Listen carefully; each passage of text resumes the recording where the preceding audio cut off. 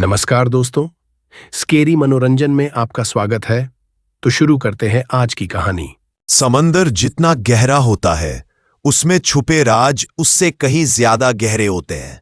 कुछ सच्चाइयां पानी की सतह के नीचे दब जाती हैं और फिर कभी नहीं उभरती, लेकिन कुछ ऐसे राज होते हैं जो खुद को दोबारा जिंदा कर लेते हैं। ठीक जैसे ब्लैक शिप, वो जहाज जिसने मौत को भी मौत दे दी थी। साल 1781, बंगाल की खाड़ी, रात के तीसरे पहर, अमावस्या की रात थी। समंदर शांत था, लेकिन उसकी लहरों में कुछ खौफनाक चल रहा था। उसी रात एक काला जहाज चुपचाप समुद्र की सतह पर तैरता हुआ आगे बढ़ रहा था। नाम था ब्लैक शिप। इस जहाज का कप्तान था खान बहादुर, एक बेरहम लुटेरा। उसकी आंखों में आग और दिल में जहर भरा था। वो जहाजों को लूटता, लोगों को मारता और उनकी लाशें समुद्र में फेंक देता। कहते हैं उसने एक बार एक फकीर के जहाज को लूटा और उसकी आंखों के सामने उसके साथियों को मार डाला। फकीर ने मरने से पहले कहा था, खान बहादुर, तू जो लाशें समंदर को सौंपता है, एक दिन यही समंदर तुझे अपने अंदर समा लेगा। तेरी आत्मा हमेशा के लिए इसी समंदर में भटकती रहेगी। उसके बाद एक रात ब्लैक शिप जहाज समंदर में अचानक गायब हो गया। ना लाशें मिली, ना मलबा, ना कोई निशान। आज इस बात को 200 से भी अधिक साल बीत चुके हैं, लेकिन आज भी मछुआरों और नाविकों को हर अमावस्या की रात एक काले धुएं से घिरा जहाज अक्सर नजर आ जाता है और फिर ना जाने अचानक कहां गायब हो जाता है। ये सिलसिला कई सालों से ऐसे ही चला आ रहा है। हाल ही की बात है, कुछ लोगों की एक टीम इस केस पर काम कर रही थी, क्योंकि काफी समय से मछुआरों और नाविकों द्वारा एक जहाज को देखे जाने की बात कही जा रही थी।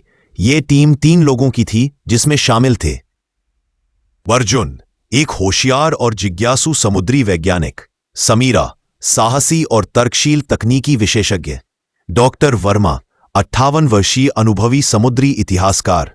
इन लोगों ने समुद्र में कुछ अजीब सोनार सिग्नल्स दर्ज किए थे। सिग्नल एक ही जगह से बार बार आ रहे थे, एक ऐसे क्षेत्र से जिसे मृत्यु त्रिकोण कहा जाता था। ये कोई प्राकृतिक संकेत नहीं है, समीरा ने कहा। शायद कोई पुराना जहाज है, डॉक्टर वर्मा बोले। कई साल पहले एक लुटेरा जहाज इसी क्षेत्र से गुजरते हुए गायब हुआ था। नाम था ब्लैक शिप। अर्जुन मुस्कुराया, तो चलो उसी ब्लैक शिप को खोजते हैं।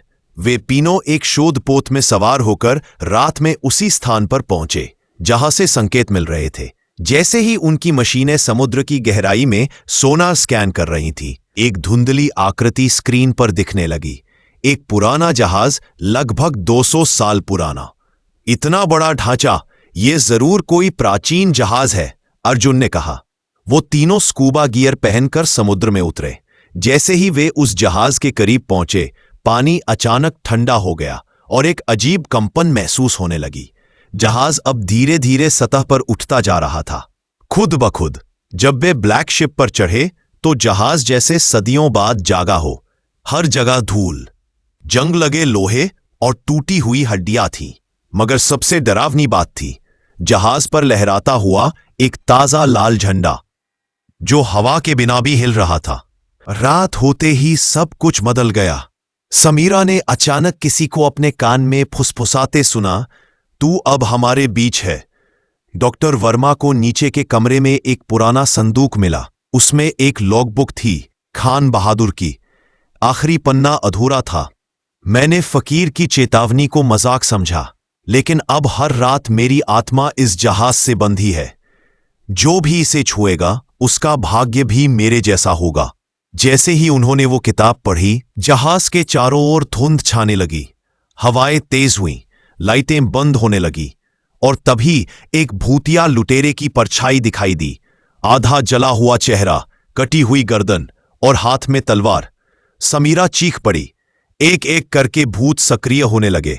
जहाज की दीवारों पर खून टपकने लगा और कहीं से लाशों के घसीटने की आवाजें आने लगी। समीरा गायब हो गई। वर्मा को एक अंधेरे कमरे में खींच लिया गया। अब केवल अर्जुन बचा था। अर्जुन को कप्तान की तलवार मिलती है, वही तलवार जिसने हजारों की जान ली थी।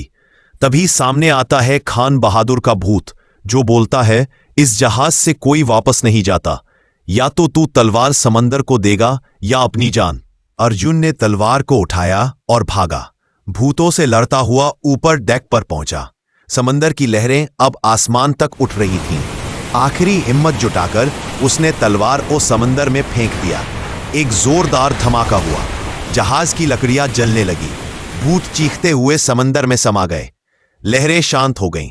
अर्जुन सुबह एक लकड़ी के टुकड़े पर तैरता हुआ होश में आता है। एक तट पर उसकी जान बचाई जाती है। जब उसने अपनी कहानी सुनाई, लोग हंस दिए। मगर एक हफ्ते बाद एक मछुआरे को उसी तट पर वही तलवार मिली। बिल्कुल वैसी ही जंग लगी और वैसी ही चमकती। उसने जैसे ही तलवार उठाई, हवा में एक फुसफुसाहट गूंजी, जिसने मेरी तलवार उठाई उसकी आत्मा अब मेरी होगी। और इस तरह यह न रुकने वाला सिलसिला यूं ही चलता रहा। तो दोस्तों, कैसी लगी हमारी आज की कहानी? हम आपके लिए आगे भी ऐसे ही कुछ और मजेदार किस्से लेकर आते रहेंगे। तब तक अपना ख्याल रखिए और हमारे चैनल स्कैरी मनोरंजन से जुड़े रहिए।